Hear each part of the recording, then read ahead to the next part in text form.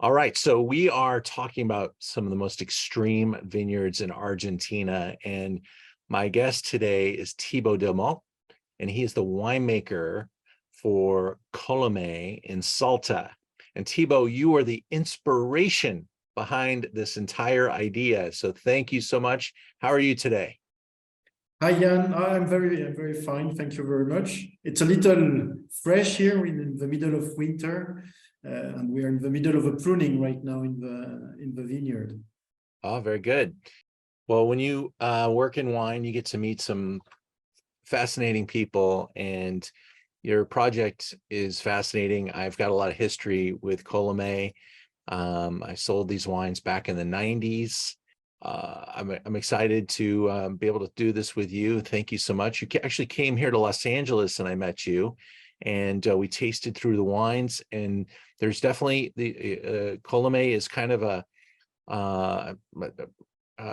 like living example. It embodies the word extreme, because not only are you in the most northern part of Argentina, you're in altitude, and Exactly. Yeah. you make some extreme wines, some extremely good and detailed wines, and they represent incredible value propositions for the wine audience worldwide. How did you get into wine? Yeah. Well, a little bit by chance. All my family is they are in agriculture, so they're running farm. I always have a contact with the land. I always wanted to work with land, and when I start my study, I had the chance to be in the same classroom as two producers from Chablis. So I'm from Burgundy, and I went to school in Beaune. And I worked 3 years in Beaune and 3 years in Bordeaux. So I was received in 98, and my last harvest in France was 2003. Very good. And in 2004, I take my backpack and I came to South America. I wanted to discover South America. I didn't went to Argentina for working. I was as a tourist. And I travel around all the country. And when I arrive in Salta, I really fall in love with this place. And I met Mr. S in 2005, and he was looking for a winemaker. And even though I haven't got too much experience in this time, Donald was more a person of feeling. And we have a great feeling together. And he asked me to take the job. Sounds like he got his money's worth. Colomé is very far away. It's 4-hour drive from Salta city. Most of it is dust roads. The logistic is difficult.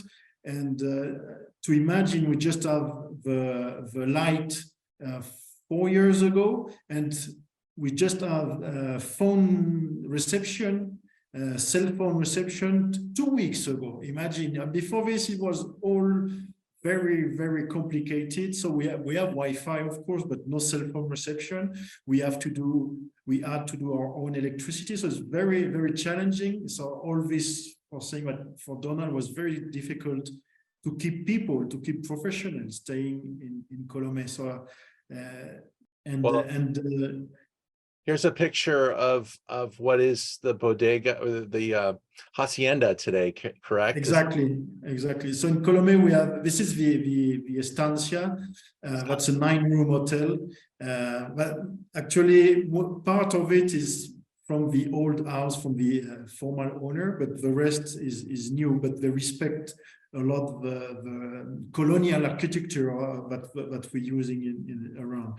We are speaking of 120, 150 millimeters of rain per year, which is around 4 to 5 inches.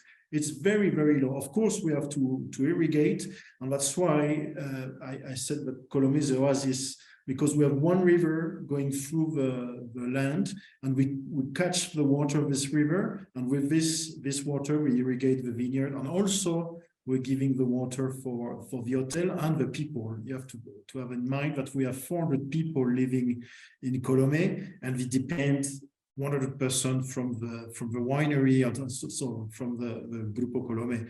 certified sustainable, because we think sustainable is really in line with our philosophy, and not in contact with the fruit of the plant, only in the end house. So there is no contact of the chemicals.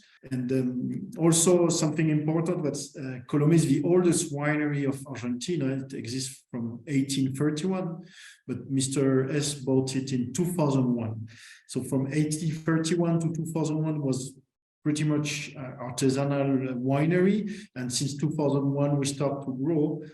For example, from 8 hectares in 2001, right now we have 150 hectares in 4 different terroirs. But this is that's the old winery actually. All right, so the wine that we're tasting with Thibaut, and our first wine of the show tonight, this is the ambassador of quality Torrontes from Salta. The Bodega Colomé is absolutely thought to be one of the most important brands in the area. And this is a really important grape variety. Torrontes was more known as a table wine in Argentina, and high quality Torrontes is like 20 years ago. And where they built a church, they need wine, so they planted those two varietals. And they cross together, and that's the way that was born the Torrontes. And Torrontes is really well adapted to high altitude. And at this temperature, the yeast will develop much more the delicate aroma. So you will find a lot of jasmine, citric note like a grapefruit. And after this, you can have some white fruit or exotic fruit. But I think the jasmine and the citric is more present. So spiciness, so very complex. Can I ask a technical question about this wine? What is the alcohol typically, and what is the typical residual sugar for you? So it's dry bone wine. Most of the time, yeah, it's a good question, because in general, you smell it, say, oh, that's sweet. I don't like sweet wine. But I heard this a lot of time, but no, it's very dry. And the alcohol is between 13 to 13.5, depending of how warm is the year. A cooler year will be close to 13, a warmer year 13.5. It was, yeah, and very enlightening, and I'm so excited. Thank you so much. Okay, great. Thanks, Jan. See you. Ciao. Bye-bye.